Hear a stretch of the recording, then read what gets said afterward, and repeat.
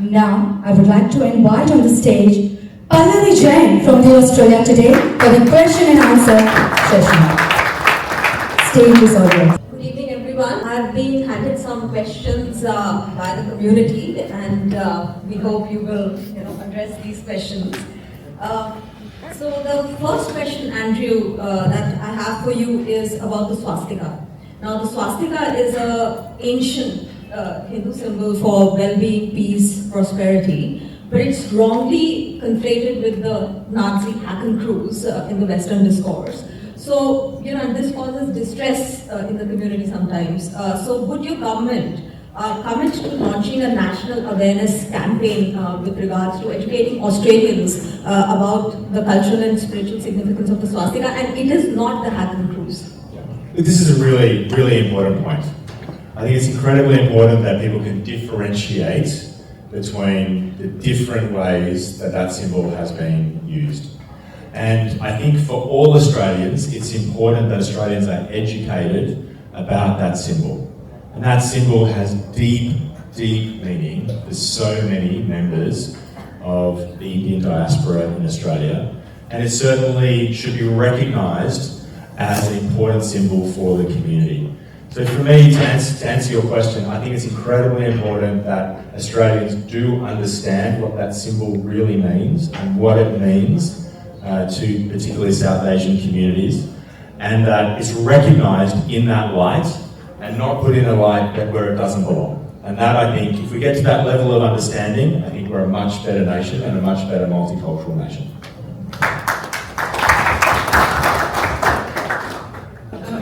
The first question that I wanted to ask you was with regards to the swastika.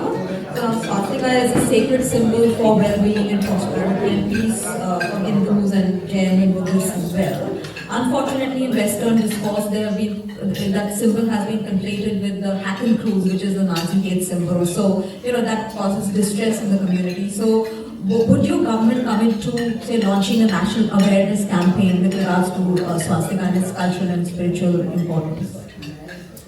I think the need for education and understanding is always so important to how we treat each other in our everyday lives. I know that during this campaign, recently, I took a friend of mine to the Murugan temple, and if I had not invited her during the course of this campaign, she would never have experienced that before. And her eyes were really open to a lot of things that she'd never observed. I know that the Hindu religion is one of peace and compassion and service to others, and the way that the Nazi symbol has been used is for hatred. And I can only imagine how hurtful that has been for our Jewish community, but also for our South Asian communities who see that symbol differently. And I think that it's really important that we work from a grassroots level up to make sure that we all understand each other and our cultures. There's such a room for growth and development and knowledge, especially in an area like Parramatta, which is so diverse and multicultural. It's more important places here than anywhere else. The second question is about the reporting by ABC and SBS. I mean, there have been concerns in the community, generally speaking, that these are like very powerful, publicly funded organizations, and they have been intentionally kind of cherry picking information and weaponizing that information to create an anti-India and anti-Hindu narrative. So the question really is that and they intentionally, or maybe out of ignorance, don't highlight, say, the inclusive principles of Hinduism, like Vasudhaiva Kutumbakam, or the phenomenal scientific rationalism, which impress the likes of Schrodinger and Tesla.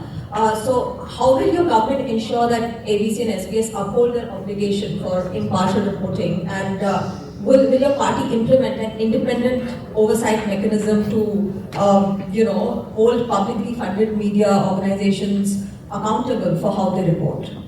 Absolutely. Well, listen to this. We have to be respectful of other nations, and we have to reflect on other nations in a way that is fair.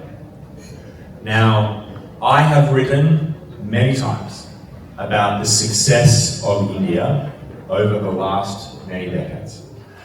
I think that we need to make sure that all Australians are aware of that success.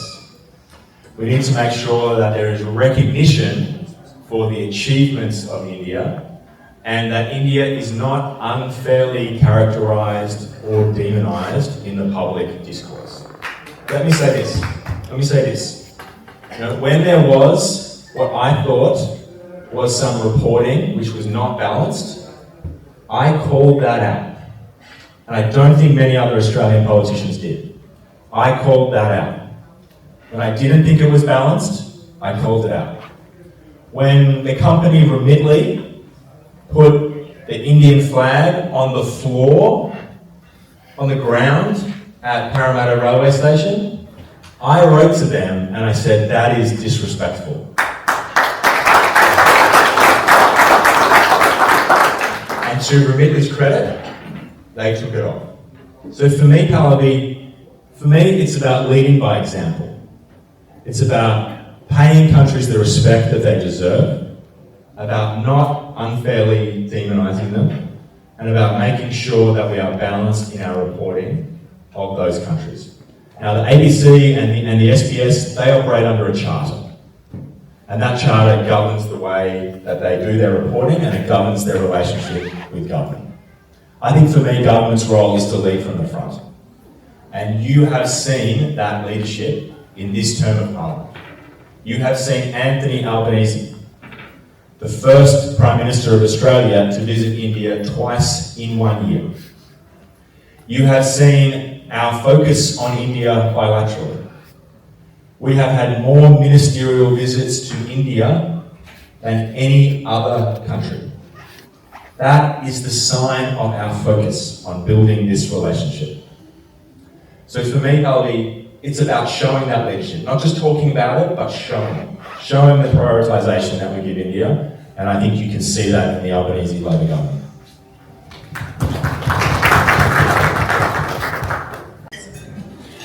The second question, Katie, is with regards to the reporting by ABC and SBS, both public broadcasters receiving hundreds of millions of dollars.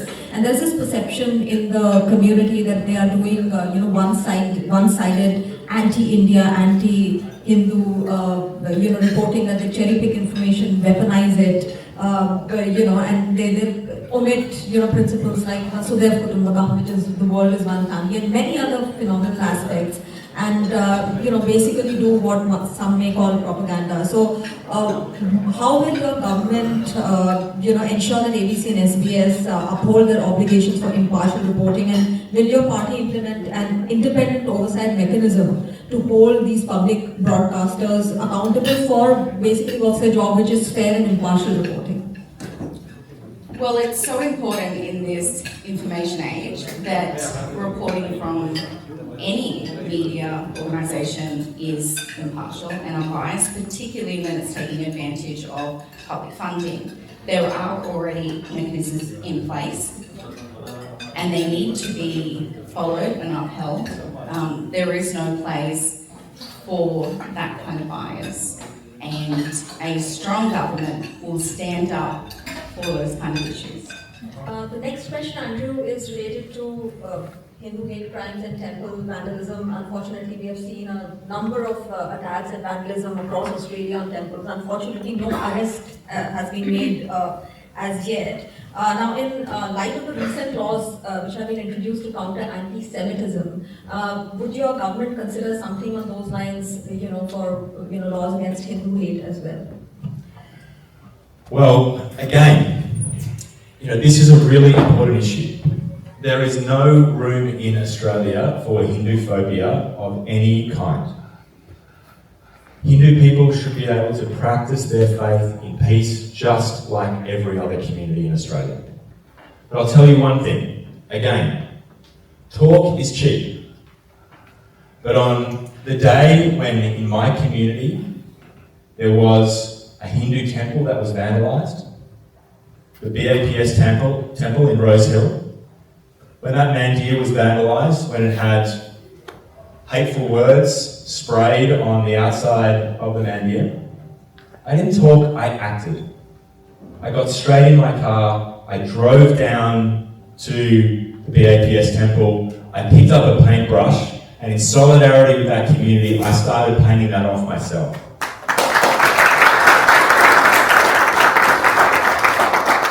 And for me, that's leadership. Anyone can talk, but you need to be there with the community, showing with your own hands and your own actions where your heart really lies. And on that day, it was a no-brainer for me. There is no place in our society for that kind of racial discrimination. And the Liberal Party stands very firm on this. Our We Believe statement, which is the foundation of our party, supports and upholds the right to freedom of expression of religion. It is one of the most important things to us, and you will have observed over the term of the last government that it is the Liberal Party who has stood up firmly against hate crimes and will continue to do so. The next question is regarding permanent long-term visa for parents. Now this is a long-term issue, and there are delays and complications with regard to the visa process. So will your government simplify and expedite the process for parents for permanent residents and citizens from India, and can you commit to creating a permanent long-term parent visa category? Yeah. Look, I know how important this issue is for so many people. I do a lot of door knocking during the day, so I knock on lots of doors during the day, Monday to Friday, and very frequently I'll be knocking on a door and mum and dad will be at work and it'll be a grandparent at home. And I know that's a very special relationship, and that relationship with parents is so fundamental in all of our cultures, and particularly for many people from the Indian diaspora. My dad is here tonight. Say hi to my dad.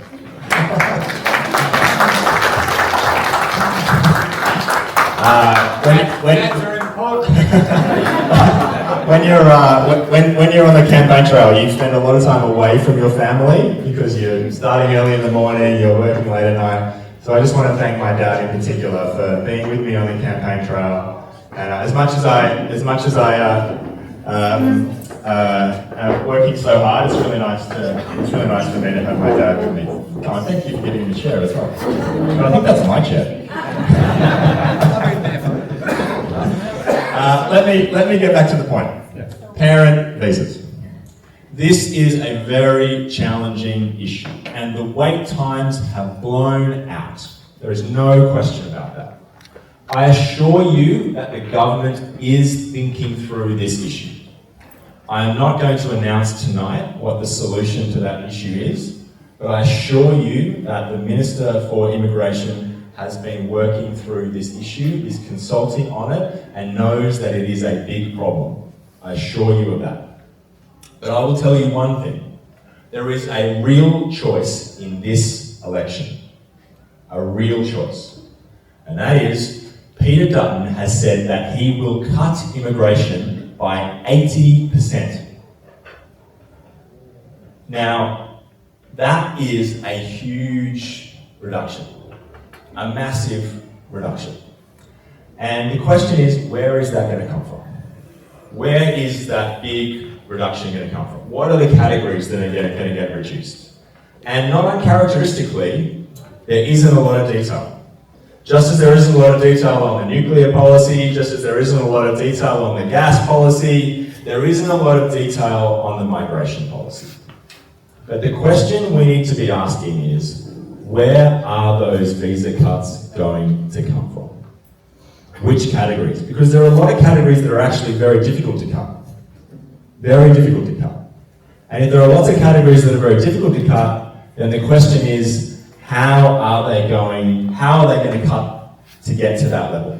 And the answer will have to be that they completely destroy lots of visa categories that currently exist. So I think our government has a balanced approach.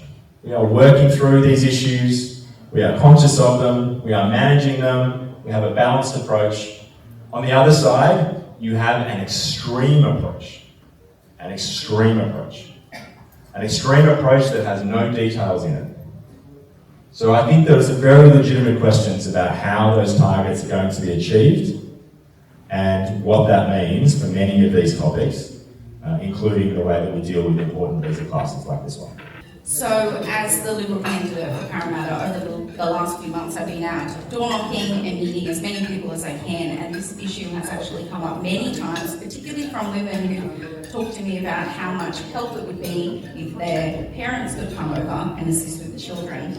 And it's something that our leader also acknowledges. Just 2 days ago he said that parent visas are extremely important in our society. So that is something that I would definitely be advocating for and happy to be speaking to our ministers about.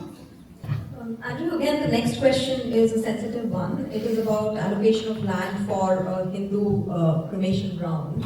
And again, this is an important thing. And a proposal has been made to allocate 5 acres from a larger 27-acre burial site. So, this is specifically for a Hindu cremation ground where, performance of last rites can be done according to Hindu customs. So, will your government fast track and support this proposal?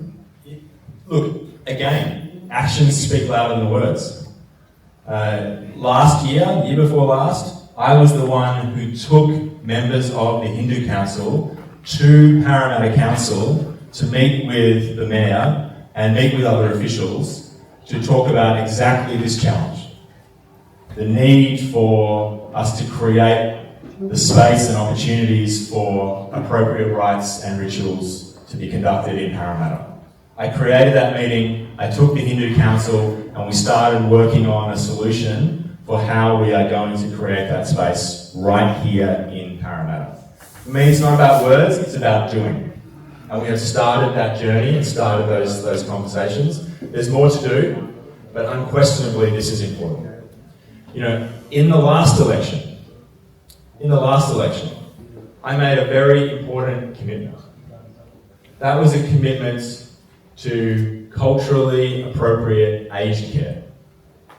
And we gave support to Sri Omcare because we recognise that there is a growing need in diaspora communities for different kinds of services, including aged care, including the types of rites and rituals that you mentioned in your question. So we're not talking about this, we are acting on it. We gave Sri Omcare $6.5 million. We're working on other solutions in aged care so that the growing older population of Indian Australians has the kind of aged care that they want. A place where they can go and get the food that they're used to. They can be spoken to in a language that they are familiar with. They can be around the cultural festivals and rituals and rites that they grew up with. These things are important in aged care. And our government has not just talked about it, we've put money into it and we're supporting it further. And similarly with rites and rituals, we've taken direct action working with Parramatta Council to make progress in this area. Again, on issue after issue, friends, working with you, listening to you, understanding the needs of the community. In the last 3 years, we have done a lot together. And these are some good examples of that progress. And that's why you can trust me for the future to keep delivering for you. It's not words, the record is there. The record is there and we've got a lot more to do.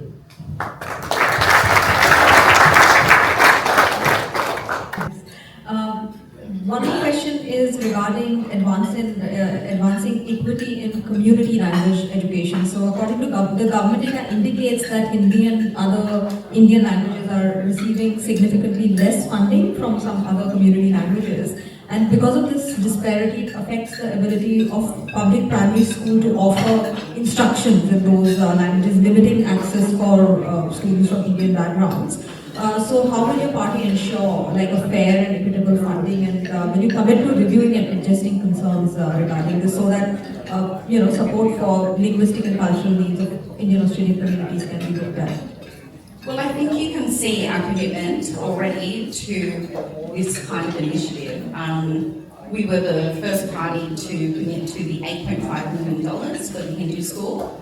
And in terms of specific funding in other schools, that is something that I would advocate for and be talking to the Minister of Education about. I think there's some concerns that people have raised regarding the appointment at CARE, which is the Centre for Australian-India Relations. And they raised this question of how the appointments are made, and that there don't seem to be quantifiable, tangible, changes on the ground. So, is that something that your government would look at, like the appointments and what is being done? Absolutely. If there's a concern raised by the community, my job as a member is to consider that, advocate for what you need, and get the response that the community deserves. And one more question is regarding international students. Now, there's been a lot of talk about this, linking. I mean, there's some distress in the community because the media has chosen to link, international students to the housing issue and many other such things. And because, Indian students are the second highest in Australia behind the Chinese. So this is an issue that impacts the community directly. What is your take on this issue? My take is international students make a huge contribution to our community.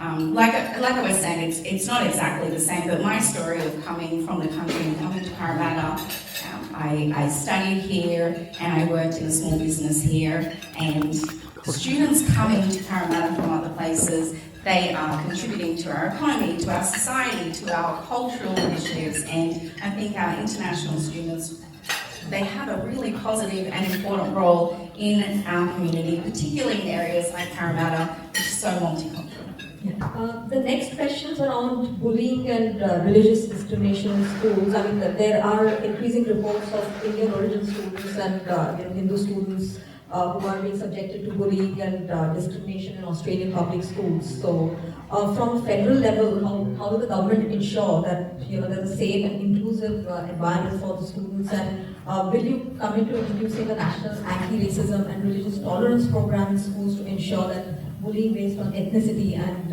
religion is addressed proactively and effectively? I mean, it's a terrifically important issue. Bullying in schools is something, as a parent, I've got 3 children, I worry a lot about it. And now we don't just have to worry about physical bullying on the playground, we have to worry about cyberbullying online. And now our kids can't just leave the playground, come home and be safe in our homes because they're on their devices, they're getting messages from their friends, there are WhatsApp groups and Facebook groups and Instagram groups, all of which are opportunities not just for social connection, but for bullying. That's why the Albanese government has done something which is a world first.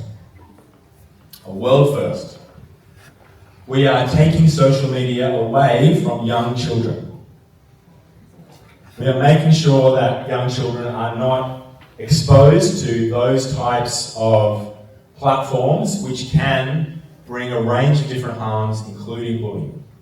To give kids the opportunity to be kids, to have a childhood, to be able to go home and relax and feel safe after school. This is a world-first initiative of the Albanese Labor government to make the online spaces that our kids are in safer.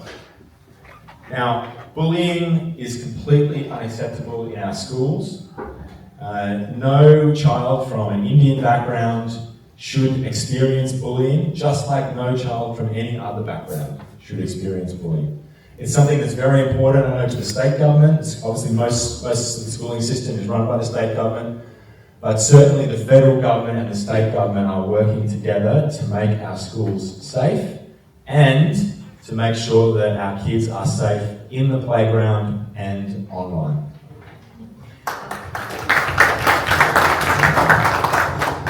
The next question is related to languages, advancing equity in community language education. So government data indicates that Hindi and other Indian languages actually receive significantly less funding compared to other community languages, and because of this disparity actually affects the ability of public primary schools to offer instruction in those languages, which limiting access for schools from Indian background. So, will you commit to reviewing and adjusting current funding allocations to address these disparities and support the linguistic and cultural needs of the Indian Australian community?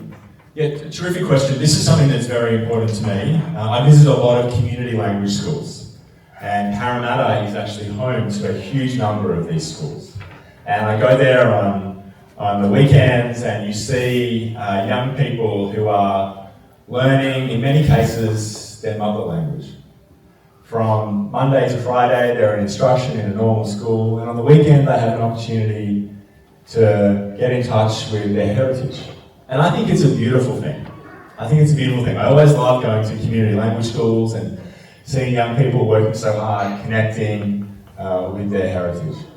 The Albanese Labor government has been supporting community language schools. We think it's a really important part of Australian culture to have young people with the ability not just to learn English, but to stay in touch and learn their mother tongue. That's why we've been so supportive of community language schools. I know the state government has been supportive of making sure that we have the ability to take lots of those languages right through to the HSC. And there have been a number of languages, particularly subcontinental languages, which have now been recognised as full HSC subjects, which I think is a positive step forward as well. In relation to your question about funding, I'll look into that to see what those disparities are and work with the Education Minister to see what needs to be done to address those disparities. Thank you for that. The next question is that it's great that the India-Australia relationship has seen a lot of milestones, but where do we go from here, and how would you harness the Indian diaspora in taking this relationship further?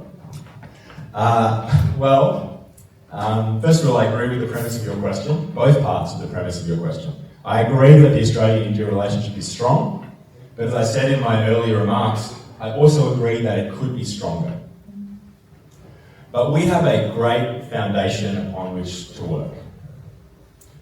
Australia has, with India, we have a security arrangement through the Quad. We have annual leaders meeting, we have an annual foreign and defence ministers meeting, and we have an economic framework. Do you know there is only one other country in the world that has all of those pieces of architecture with India? Only one other country. And that country is Japan. Australia and Japan are the only two countries that have annual leaders meeting, annual foreign and defence ministers meeting, and an economic and security arrangement. That puts Australia, I think, right in the prime position to capitalise on those pieces of architecture. And how do we capitalise on them? Well, as I said, by using the Indian diaspora in Australia. That's why we created the Centre for Australia-India Relations. And Tim Thomas, who's the CEO of that centre, he says something that I really love. Tim says, when we think about our economic relationship, we need to recognise that the real experts are members of the Australian-Indian diaspora. They understand the relationships, they understand how to open markets, they understand how to build new trading relationships, they understand the cultural sensitivities, they understand the market opportunities. And I think there's a lot that we are doing through the Centre for Australia-India Relations to harness the power of the diaspora to build that relationship even stronger. But again, I'll say this to you, friends. These aren't words. The Albanese government put $30 million into that centre in order to make this a reality, in order to harness the power of the diaspora, in order to use that as an asset in the relationship to build it. We're not talking, we're acting. I do know the next question from the crowd is actually about care. The question is that how are the appointments done at Centre for Australia-India Relations, and why is there no person in care who was part of the Modi Albanese reception? and also that that there's no quantifiable, tangible results as yet seen visible on the ground. Yeah, I'm not sure about the appointments. I know that the chair was appointed by the minister, and I think the CEO was appointed by the chair. I can look into the process of appointments more deeply. But look, I think that CARE has real runs on the board. I think the first thing they did that really impressed me was locating themselves in Parramatta. That really impressed me. That was a good start. And I think they did that for one important reason. They did that because they wanted to be connected to the diaspora. That's why they didn't locate themselves in the CBD of Sydney, or in Melbourne, or in Canberra. They didn't want to be hanging out with politicians all the time. They wanted to be closer to the diaspora. That's why CARE accepted the invitation to come to Parramatta. And I think they've made real achievements. Real achievements recognising many of the success stories in the Australian Indian diaspora, building strong economic links with trade missions, with investment programs, by strengthening the relationship for people-to-people relationships, investing in some academic institutions, doing research on the relationship, points for improvement. I think CARE has some real success stories, and I think we should celebrate it and support it. Also, there's been a lot of discussion on international students, and the media, they're been into housing and things like that, and that's obviously impacted Indian students because they're the second largest group of students from any country. So, what is your take on this issue? I think that Australia's international education system is a great benefit to our country. A great benefit. It's not without challenges, it's not without problems, but it is a great benefit to our country. And I think it's an industry that we need to fix, but an industry that we need to be proud of and to grow. And it's an industry that I think offers huge opportunities to Australia. There's no question that there are some practices in that industry that do need to be fixed. There are some issues in the industry, and the government is certainly working on those issues.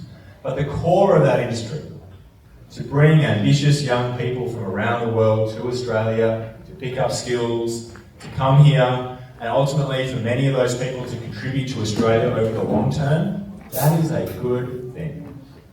And that's why I think we've been trying to get the balance right in terms of fixing and strengthening the industry. And again, I worry a lot about the promise from the other side of politics. That steep cut in migration numbers. Like, how is that going to be achieved? And it seems obvious to me that one way that will be achieved will be by real damage to the international student market in Australia. In fact, the level of cuts that would be required in that market to meet that overall target is staggering. And I know that I've spoken to a lot of people in the vocational education industry in Australia who are horrified by what those cuts will mean. Again, there's been no detail. Peter Dutton has not provided any detail about how that's going to be achieved. But because international students is such a big part of that temporary migration program, it has to be in the crosshairs. It has to be in the firing line. And I think there's a lot of concern amongst education operators and amongst international students about what that will mean for them.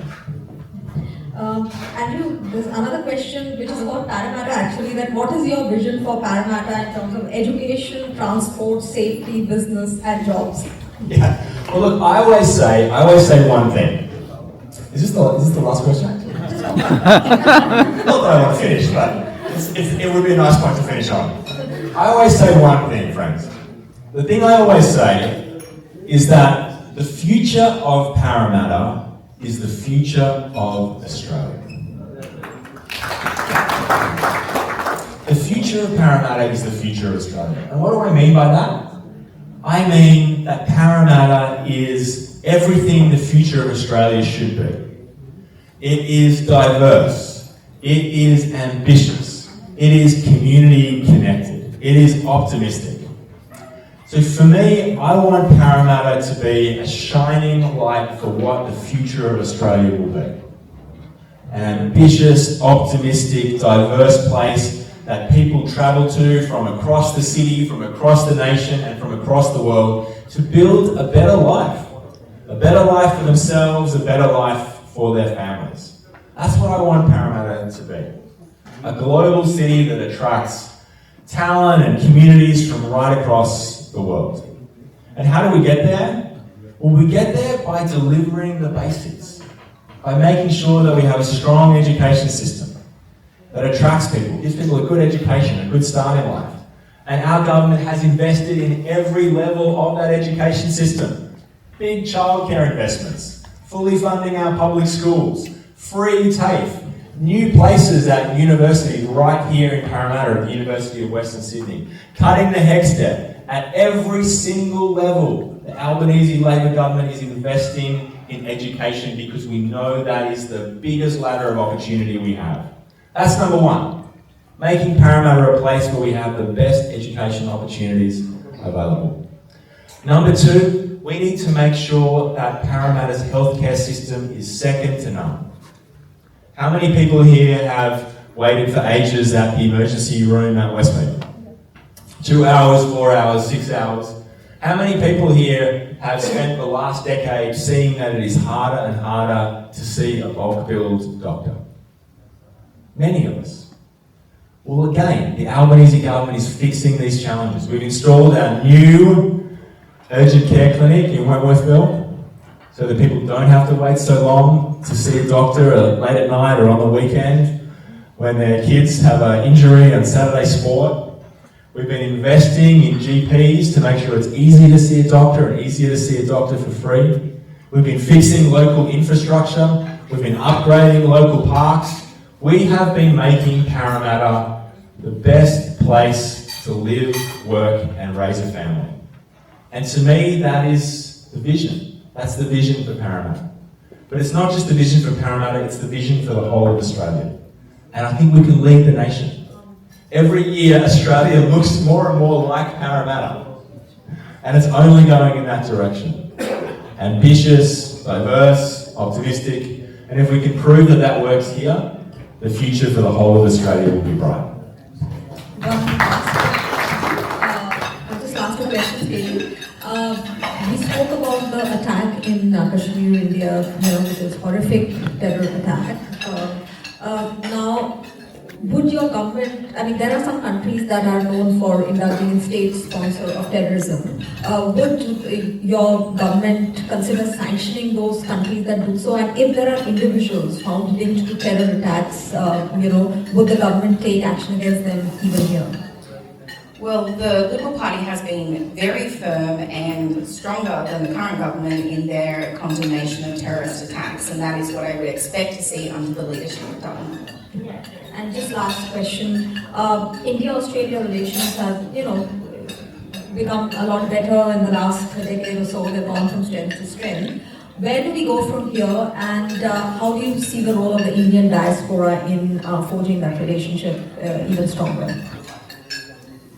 Well, as I said before, I recognise, acknowledge and celebrate the contributions the Indian community has made to Parramatta and Australia on a broader scale. And I think that you can see in the culture of our government how the Liberal Party has embraced Indian and Australian relations, and that would continue. But I also think that these relationships grow from the ground up, and as a local member of the community, I've spent for more than 2 decades in this area, spending time with the Indian community, and that's what we really need to do, just be building our relationships from the ground up.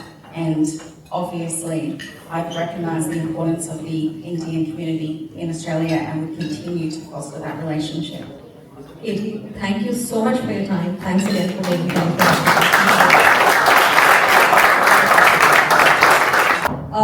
We all heard about the attack in India, the terror attack in the morning today. What would be your government's response? And what I would like to ask you is that there are countries that indulge in state sponsorship of terrorism. Would Australia consider sanction these countries? And if there are individuals who living in Australia who are found to be connected with these terror groups, will action be taken against them as well? Well, the Prime Minister has been very strong on this in the last 24 hours. He's put out, I think, a very strong statement, a statement that I very strongly support. And that is an utter condemnation of terrorism in this instance and in all its forms. Australia does have strong global anti-terrorism links. We do work with other countries around the world. We have sanctioned people involved in this type of activity in the past. We have a program to do that, and we are always looking at that program to see when it is appropriate and taking advice from our security agencies about when it is appropriate to continue that program. So absolutely, the Albanese Labor government has been incredibly strong on this issue, and the tragic events of the last 24 hours are yet another example of why we need to be so vigilant in the global fight against terrorism, including rooting out any links to terrorism that exist here in Australia. Dr. Andrew Troughton, thank you for taking all these questions and good luck with it.